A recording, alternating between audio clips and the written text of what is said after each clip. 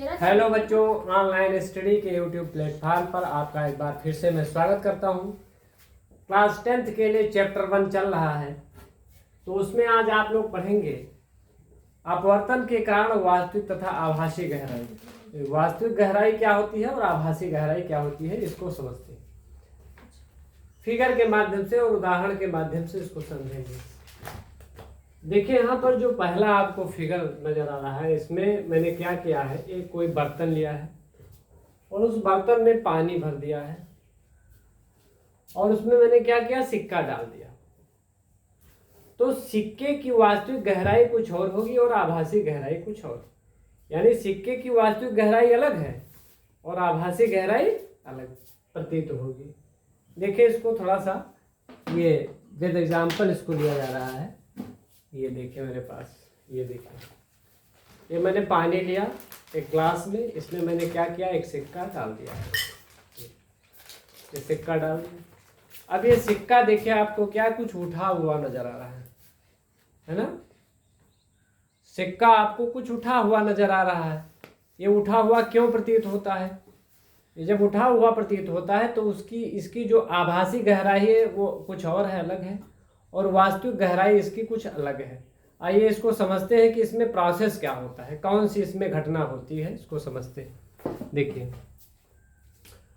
अब यहाँ पर सपोज दैट यहाँ पर सिक्का रखा हुआ है बर्तन की तली में, तो होगा क्या, इसको देखिए। यहां से इस सिक्के से एक प्रकाश की किरण चली, देखिए इसको ध्यान से समझेंगे, गौर से, बहुत इंपॉर्टेंट चीज है। तो अब ये देखिए यहाँ पर ये पानी है, पानी है सघन माध्यम, और बाहर क्या है, वायु है, तो वायु है विरल माध्यम।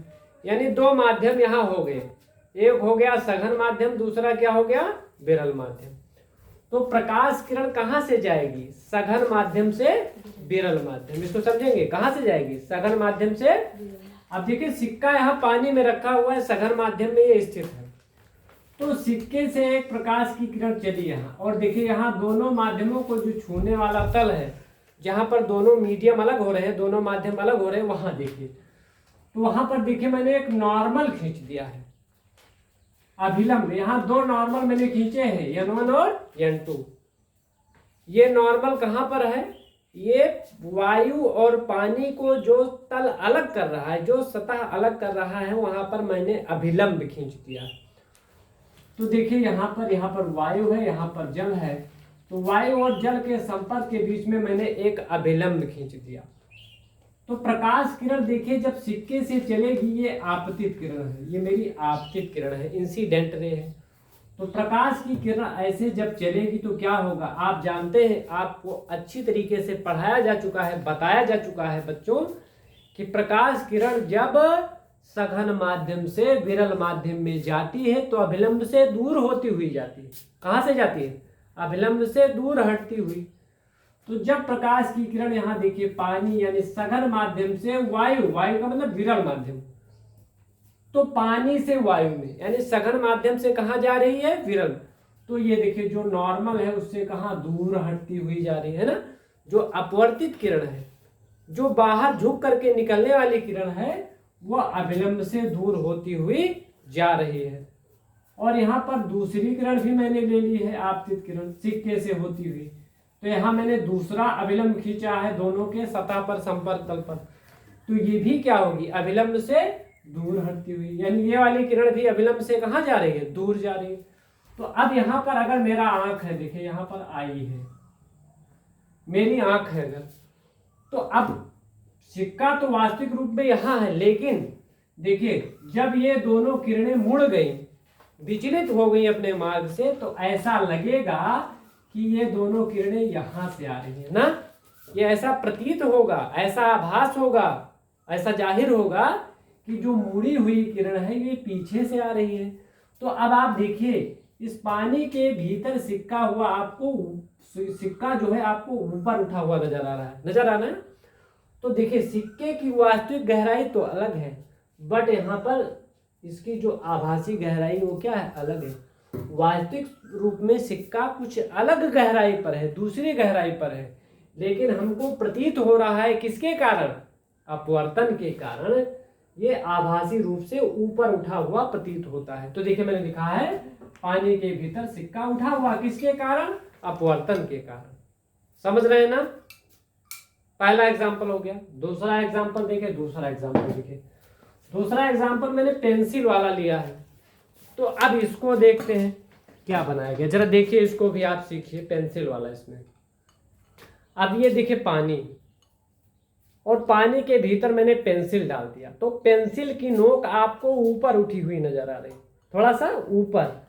पेंसिल की नोक वास्तविक रूप में नीचे है, लेकिन आपको कहाँ प्रतीत हो रही है? ऊपर उठी हुई। तो ये आपको क्यों ऊपर उठी हुई प्रतीत हो रही, इसको समझते हैं, समझ लेते हैं। देखिए यहाँ भी वही चीज हो रहा है। यहाँ पर पानी के भीतर मैंने क्या, एक पेंसिल ले लिया। अब पेंसिल की नोक से देखिए, इसके पॉइंट से दो प्रकाश किरणें चली हैं, और यहाँ पर वायु और पानी का संपर्क सतह है, पृष्ठ है। तो यहाँ पर मैंने दो अलग अलग अभिलंब खींच दिए हैं, N1 और N2।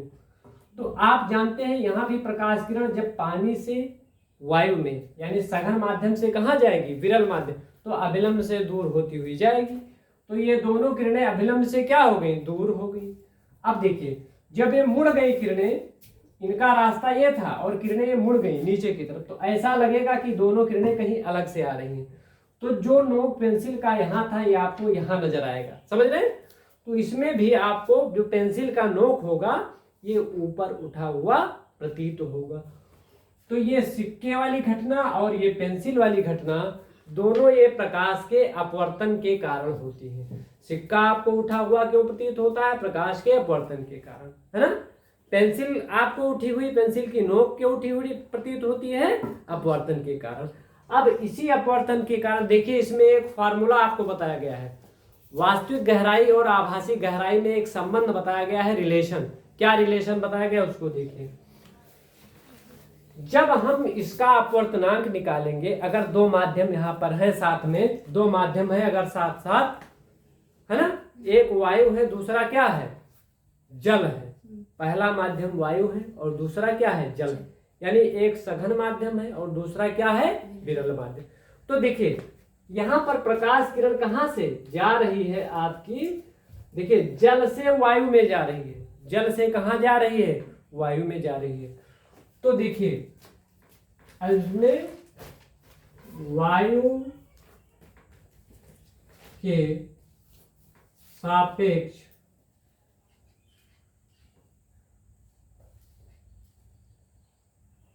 के सापेक्ष कांच का अपवर्तनांक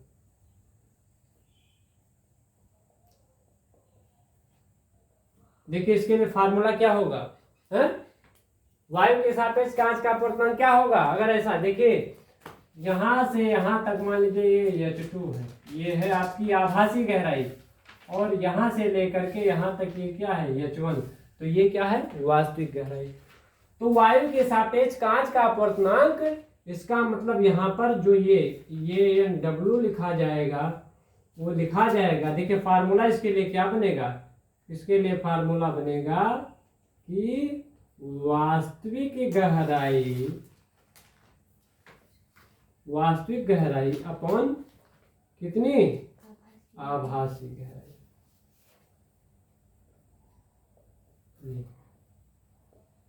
ये देखिए आपके सामने एक फार्मूला यहाँ पर निकला है। तो इस तरीके से वस्तुओं की हम वास्तविक गहराई, आभासी गहराई या अपवर्तनांक कुछ भी निकाल सकते हैं।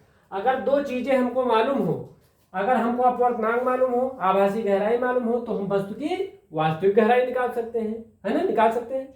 और अगर हमको आभासी गहराई मालूम हो, अगर हमको वास्तविक गहराई मालूम हो और अपवर्तनांक मालूम हो, तो हम क्या निकाल सकते हैं? आभासी गहराई। तो कुछ भी इससे हम निकाल सकते हैं, है ना। तो अगर इस तरीके की घटना हुई तो आभासी गहराई और वास्तविक गहराई में संबंध लगाते हुए हम न्यूमेरिकल प्रॉब्लम सॉल्व कर सकते हैं। समझ में आया? चलिए अगली चीज है क्रांतिक कोण। इसको नोट कर लीजिए, इस फार्मूले को नोट कर लें। चलिए ये हो गया। अब इसको यहां से जो नेक्स्ट चीज है बच्चों, वो है, ठीक है, नेक्स्ट चीज इसमें है क्रांतिक कोण तथा अपवर्तनांक में संबंध। बहुत ही महत्वपूर्ण है ये भी। देखिए इसमें इसी पर आधारित है।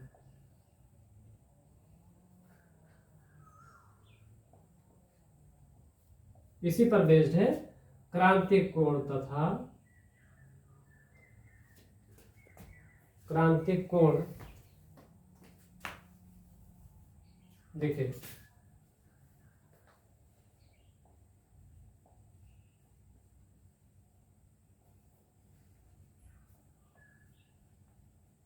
क्रांतिक कोण तथा अपवर्तनांक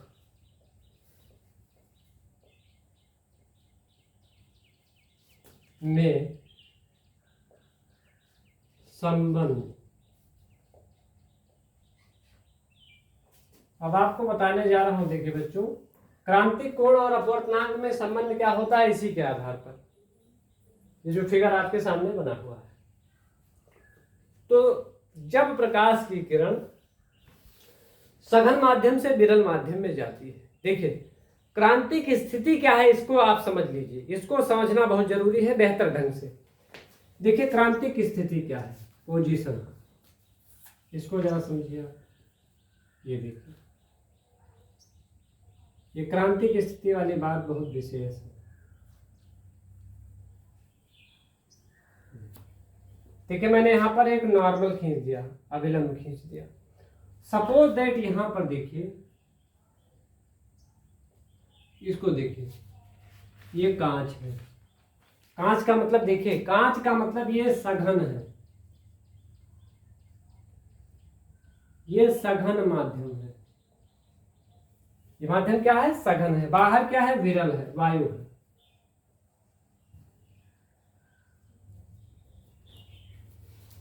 बाहर वायु है, विरल माध्यम है। अब देखिए यहां लिखा हुआ है क्रांतिक कोण, है ना। क्रांतिक कोण क्या होता है, क्रांतिक स्थिति क्या कहलाती है। देखिए यहां पर जैसे देखिए ये मेरा अभिलंब है और ये आपतित किरण है, तो जाहिर सी बात है ये वाला होगा मेरा आपतन कोण, होगा ना। और ये वाला क्या होगा, अपवर्तन कोण। ये वाला जो नॉर्मल के साथ आपतित किरण कोण बनाएगी वो होगा आपतन कोण, और यहाँ पर ये वाला कोण कौन सा होगा, अपवर्तन कोण। तो देखिए मैं यहाँ बनाता हूँ, धीरे धीरे अगर इस आपतित किरण को ऊपर ले जाए, थोड़ा सा ऊपर हटाएं, तो इसका मतलब ये हुआ, देखिए अगर ये देखिए ऐसे इस तरीके से अगर हम आपतित किरण को ऊपर हटाते हुए, आपतित किरण को थोड़ा थोड़ा ऊपर हटाते हुए और आपतन कोण का मान थोड़ा बढ़ाते जाएं, क्या करते जाएं, आपतन कोण, समझिएगा इसको कायदे से, आपतन कोण का मान धीरे धीरे बढ़ाते जाएं, तो एक स्थिति ऐसी आएगी कि जो अपवर्तित किरण है वो यहीं से निकल जाएगी, ये अर्थात दोनों माध्यमों को टच करती हुई निकल जाएगी, दोनों माध्यमों को टच करती हुई, दोनों माध्यमों के सीमा पृष्ठ को टच करती हुई, छूती हुई। इसका मतलब इसका जो अपवर्तन होगा R इज इक्वल टू, वो कितने डिग्री पर होगा, 90 डिग्री पर। आई अगर मेरा क्रांतिक कोण हो गया, क्रिटिकल एंगल हो गया, तो जो R है उसकी वैल्यू कितनी हो जाएगी, 90 डिग्री, यानी दोनों माध्यमों को छूती हुई निकलेगी, है ना, टच करती हुई। तो यह जो स्थिति है, ये जो स्थिति बनेगी, ये स्थिति आपकी कहलाती है क्रांतिक स्थिति। कौन सी स्थिति कहलाती है, ध्यान देंगे, ये क्रांतिक स्थिति।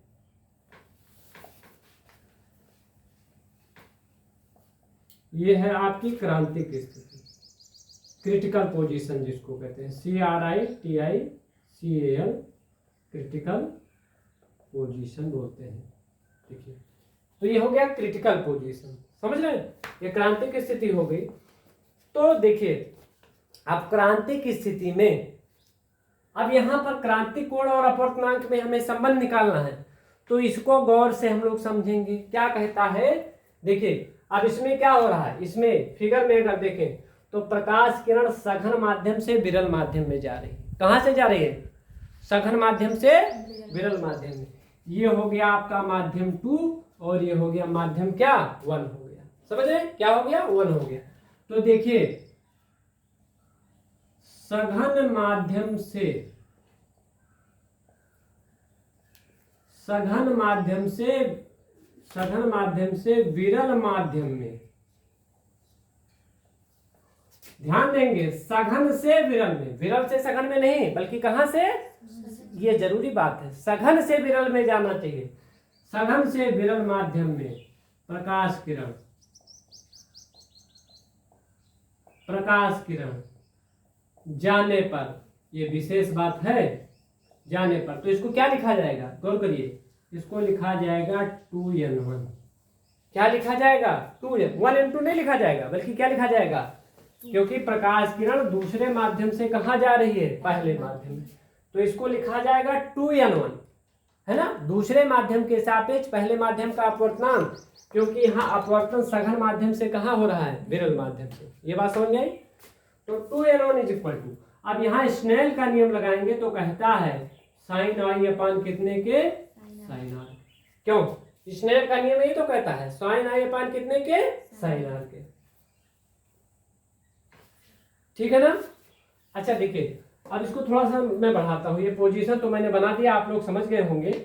अब देखिए इसको है क्या, ये क्या निकल करके इससे आएगा।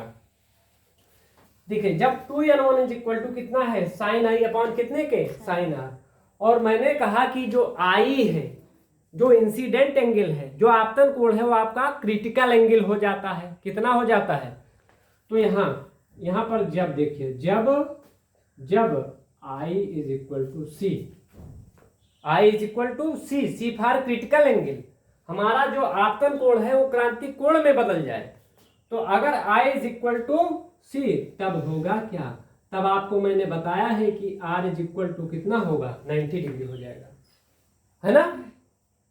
अगर आपतन कोण क्रांतिक कोण है तो R कितना होगा, 90 डिग्री होगा। तो यहाँ लगाइए ये चीज, तो यहाँ पर क्या होगा, यहाँ पर 2n1 इज इक्वल टू, देखिए I के जगह क्या हो गया, साइन C, I के जगह क्रिटिकल एंगल, और ये हो गया साइन R। अच्छा, R की वैल्यू कितनी हो जा रही है, 90 डिग्री, और आप जानते हैं 90 की वैल्यू 1 होती है, साइन 90 की वैल्यू कितनी होती है, 1 होती है। तो यहाँ से 2n1 इज इक्वल टू, ये हो गया साइन C और अपान कितने के, 1 के, समझ गए। 2n1 is equal to sine C upon कितने के, 1 के, ठीक है ना। अब देखिए और आगे देखिए, तो यहाँ पर क्या निकल करके आया है, यहाँ 2n1 इज इक्वल टू निकल के आया साइन C, साइन C, यानी दूसरे माध्यम के सापेक्ष पहले माध्यम का अपवर्तनांक कितना निकला, साइन C, है ना। अब इसको पलट देंगे हम, अगर हमको, अब देखिए यहाँ पर प्रकाश किरण सघन माध्यम से विरल माध्यम से जा रही है 2 से 1 में, और मुझे अपवर्तनांक निकालना है 1 के सापेक्ष 2 का, है ना। अगर मुझे वायु के सापेक्ष कांच का निकालना है, सपोज दैट 1n2 निकालना है, तो क्या करेंगे, यहाँ से अगर हमको 1n2 निकालना है तो इसको पलट देंगे, ये कितना हो जाएगा, 1 अपॉन साइन C, समझ रहे। और देखिए 1 अपॉन साइन C कितना होता है, ये होता है कोसेक C, तो यहाँ पर ये निकल करके आया कितना हो जाएगा, कोसेक C। ये इंपॉर्टेंट रिलेशन है बहुत ही, अपवर्तनांक और क्रांतिक कोण में संबंध, क्रिटिकल एंगल में।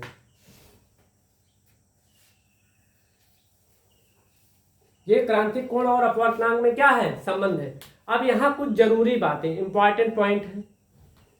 पॉइंट नंबर 1 क्या है, पॉइंट नंबर 1 ये है कि किसका अपवर्तनांक ज्यादा और किसका कम होता है। आप लोगों से क्वेश्चन पूछा जाता है कि किस रंग का अपवर्तनांक ज्यादा और किसका कम होता है, तो ध्यान देंगे, याद रखेंगे, बैगनी रंग का अपवर्तनांक सबसे अधिक और लाल रंग का अपवर्तनांक सबसे कम होता है। पॉइंट नंबर 1, पॉइंट नंबर 1 यहां लिख देता हूं, पॉइंट नंबर 1 यहां लिखता हूं आपके लिए, इंपॉर्टेंट पॉइंट है।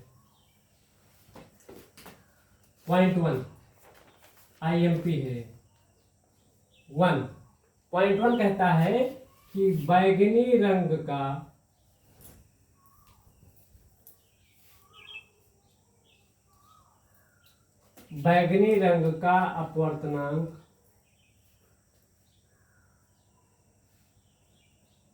अपवर्तनांक सबसे अधिक तथा लाल रंग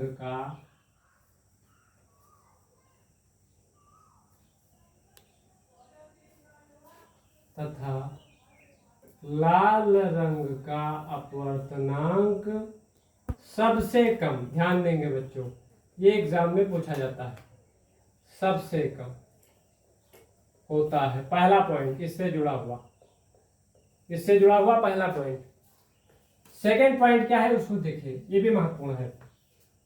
अब क्रांतिक कोण किसके लिए ज्यादा होता है ना? तो क्रांतिक कोण आपका देखिए, क्रांतिक कोण का मान लाल रंग के लिए अधिक होता है। इसका अपोजिट हो जाएगा, उल्टा हो जाएगा।